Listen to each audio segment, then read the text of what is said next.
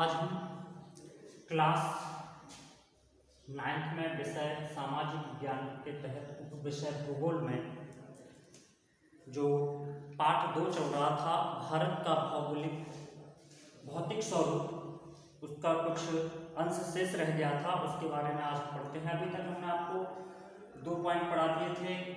जो भारतीय भूभाग का भौगोलिक प्रकार से या भौगोलिक रूप से वो जो विभाजन किया था उसके बारे में हम आज आपको बताते हैं। तो हमने अभी तक आपको 2 पॉइंट आगे पढ़ा दिए थे, हिमालय पर्वत श्रृंखला और भारत का उत्तरी या उत्तर का विशाल मैदान। अब तीसरा नंबर आता है प्रायद्वीपीय पठार। तो सबसे पहले हम प्रायद्वीपीय पठार के बारे में देखेंगे कि प्रायद्वीपीय पठार होता क्या है। तो पर्वतों से जो नीचे का क्षेत्र है और समतल मैदानों से जो ऊपर उठा हुआ भाग है उसे हम पठारी क्षेत्र या पठारी मैदान कहते हैं। पठारी मैदान या पठारी क्षेत्र लगभग 100 मीटर से 900 मीटर तक की ऊंचाई के क्षेत्र को हम पठारी भाग कहते हैं, जो कि भारत के कई हिस्सों में फैला हुआ है। सबसे पहले अरावली की जो पहाड़ियां हैं वो भारत के पठारी क्षेत्रों में, प्रायद्वीपीय जो पठार है या पठारी क्षेत्रों में ही पाई जाती हैं। ये अरावली की पहाड़ियां हैं वो दिल्ली से अहमदाबाद तक फैली हुई हैं, जो कि राजस्थान के कुछ क्षेत्र में भी या कह सकते हैं राजस्थान क्षेत्र में से भी ये निकलती हैं।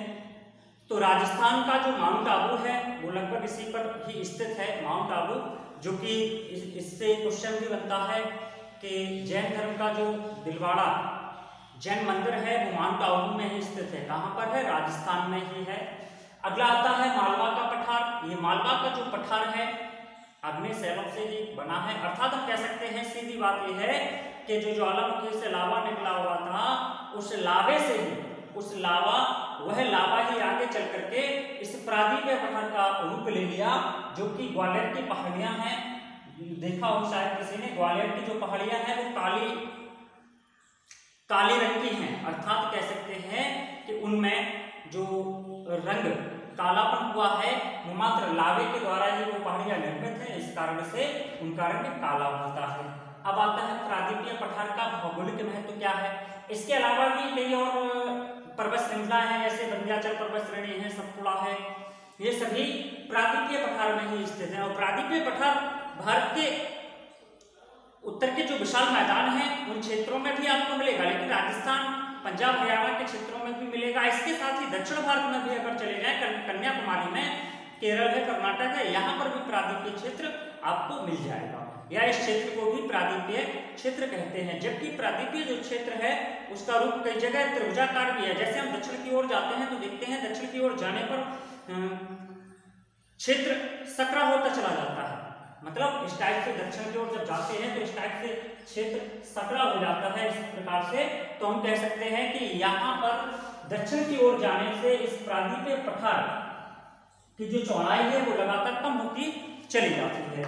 इसके बाद आता है प्रायद्वीपीय पठार का भौगोलिक महत्व क्या है। इसमें हमने आपको कुछ बिंदु लिखे हैं, उन बिंदुओं पर हम चर्चा करेंगे। तो सबसे पहले आता है कपास व गन्ने की खेती के लिए उपयुक्त जो प्रायद्वीपीय पठार है। ये प्रायद्वीपीय पठार कई प्रकार से हमारे लिए लाभदायक है। जिस प्रकार से पहला पॉइंट, कपास व गन्ने की खेती के लिए उपयुक्त। किस प्रकार से? देखिए, कपास के लिए कौन सी मिट्टी की जरूरत होती है या कौन सी मिट्टी महत्वपूर्ण होती है, पिछले वीडियो में, मतलब पिछली कक्षाओं में शायद आपने पढ़ा होगा। तो कपास के लिए काली मिट्टी की महत्वता होती है, अर्थात काली मिट्टी में सबसे अत्यधिक या कपास के लिए सबसे अत्यधिक महत्वपूर्ण है जो काली मिट्टी है। काली मिट्टी में ही कपास को उगाते हैं क्योंकि उससे उसकी पैदावार ज्यादा होती है। तो कपास और गन्ने की खेती के लिए ये प्रायद्वीपीय जो पठार है या प्रायद्वीपीय जो भाग है वो कपास और गन्ने के लिए सबसे महत्वपूर्ण माना जाता है। क्यों? क्योंकि कई क्षेत्र प्रायद्वीपीय क्षेत्र के कुछ ऐसी जगह हैं जहां पर मिट्टी का जो निर्माण हुआ है वो लावा के द्वारा हुआ है, इस कारण से वहां काली मिट्टी पाई जाती है, इसलिए कपास के लिए भी महत्वपूर्ण होती है। कई जगह उपजाऊ भी है। अगला आता है खनिज प्राप्ति।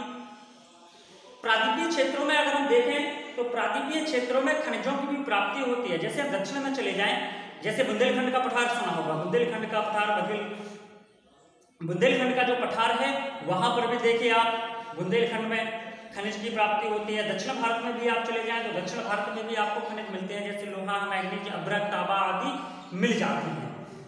जल विद्युत विकास की संभावना देखिए, जो प्रादीपीय पठार हैं, यहाँ प्रादीपीय पठार में कुछ ऐसी नदियां हैं जो कि वर्षा के ऋतु में इनमें पानी आ जाता है, तो लेकिन वर्ष भर इनमें पानी नहीं रहता है। तो कुछ नदियां ऐसी भी हैं प्रादीपीय क्षेत्र में जहां पर वर्ष भर पानी होता है, तो हम कह सकते हैं कि यहाँ प्रादीपीय क्षेत्र में जल विद्युत विकास की संभावनाएं भी बढ़ जाती हैं। अर्थात हम कह सकते हैं कि नदियों में जो टरबाइन लगाए जाते हैं, उन टरबाइनों के माध्यम से हम विद्युत का उत्पादन भी कर सकते हैं। तो जल विद्युत हो गया। अब उसके बाद आता है बहुमूल लकड़ी की प्राप्ति। तो प्रादीपीय पठारों या प्रादीपीय पठार में कुछ ऐसे मानसूनी वन होते हैं, ऐसे वृक्ष होते हैं जिनकी लकड़ी हमारे लिए बड़ी महत्वपूर्ण होती है, जैसे बबूल, शीशम, यूकेलिप्टस, एक ऐसे वृक्ष हैं ये जिनकी लकड़ियां हमारे लिए बहुत ही महत्वपूर्ण होती हैं। अगला आता है, अगला पॉइंट, 3 नंबर पॉइंट क्लियर हो गया। अब 4 नंबर पॉइंट है भारतीय मरुस्थल। सबने सुना होगा मरुस्थल। भारत का जो प्रसिद्ध मरुस्थल है वो है थार, जो कि राजस्थान में पाया जाता है। भारत का थार मरुस्थल कहाँ पर है? राजस्थान में। मरुस्थल क्या है? जहां पर रेत ही रेत के टीले पाए जाते हैं, या जहां पर ऐसी भूमि या भूमि का ऐसा खंड जहां पर रेत ही रेत पाई जाती है, उसे हम मरुस्थल कहते हैं। अर्थात रेत का टीला यहाँ पर, रेत के टीले यहाँ पर मिल जाते हैं। तो किस हिस्से में, भारत के कौन से हिस्से में मरुस्थल मिलेगा? तो देखिए, सबसे पहले हम पूरे मानचित्र पर नजर डालते हैं।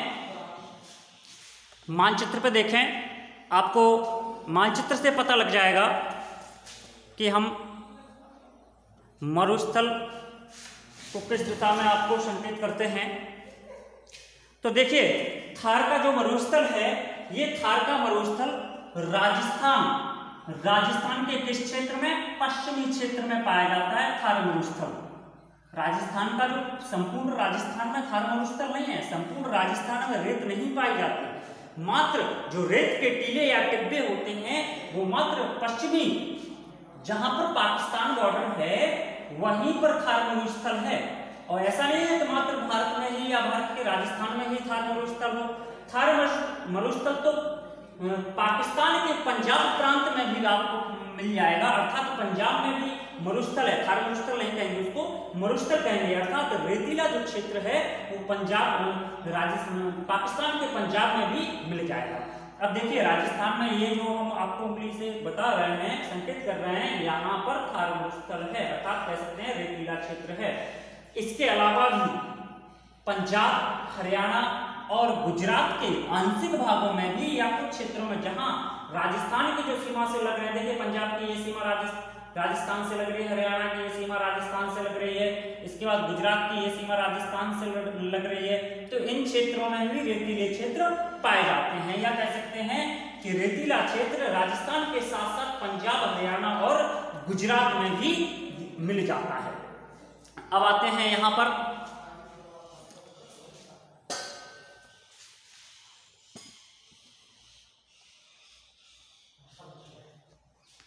देखिए, तो थार मरुस्थल जो है वो राजस्थान के साथ साथ हरियाणा, पंजाब और गुजरात में भी पाया जाता है।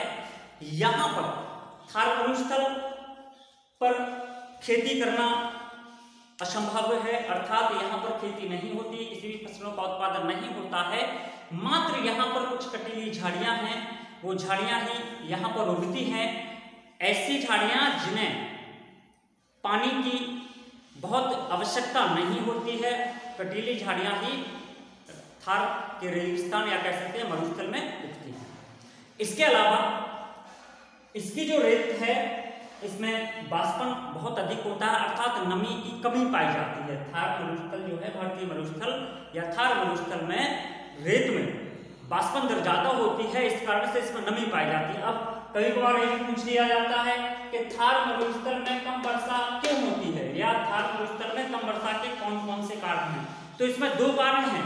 थार मरुस्थल में वर्षा के दो कारण हैं कम वर्षा के, कि यहाँ पर वर्षा क्यों नहीं होती है। आप लोग जानते होंगे कि जब बंगाल की खाड़ी से मानसून उत्तर की ओर आता है, अर्थात राजस्थान जैसे क्षेत्रों में जाता है, तो यहाँ पर जो बंगाल की खाड़ी से वाष्पन युक्त या कह सकते हैं जो नमी होती है हवाओं में, वो राजस्थान के थार मरुस्थल तक पहुंचते पहुंचते वह नमी बिल्कुल समाप्त हो जाती है। इसी कारण से थार मरुस्थल में वर्षा बहुत कम होती है। समझ में आ रहा होगा कि जब बंगाल की खाड़ी से उठने वाला जो मानसून है, जो मानसून मतलब हवाएं, वाष्पन युक्त जो हवाएं होती हैं, आर्द्रता युक्त हवाएं होती हैं, वो हवाएं जैसे ही राजस्थान तक जाती हैं, इस क्षेत्र तक बंगाल की खाड़ी से जैसे ही राजस्थान तक जाती हैं, तो उनमें आर्द्रता अर्थात नमी बहुत ही कम हो जाती है। इस कारण से राजस्थान में वर्षा नहीं हो पाती, या कह सकते हैं थार मरुस्थल में वर्षा नहीं होती। दूसरा कारण क्या है कि जो मानसूनी हवाएं महासागर से यहाँ से चलती हैं, वो अरावली पहाड़ियों के स्थित होने के कारण ये अरावली जो पहाड़ियां हैं वो मानसूनी हवाओं के समानांतर पड़ जाती हैं। मतलब ऐसे, जैसे मान लीजिए यहाँ से मानसूनी हवाएं जब आएंगी तो अरावली पहाड़ी जैसे इस टाइप से मार्कर रखे हुए हैं, इसी प्रकार से जब पड़ेगी तो ऐसे जाएंगी सीधी इसी के सहारे समानांतर आगे की ओर बढ़ जाती है, और इसी कारण से थार मरुस्थल में वर्षा नहीं हो पाती। दो कारण हमने आपको बता दिए हैं। इसके बाद अभी लेसन पूरा नहीं हुआ है, अगले वीडियो में ही लेसन पूरा कराएंगे।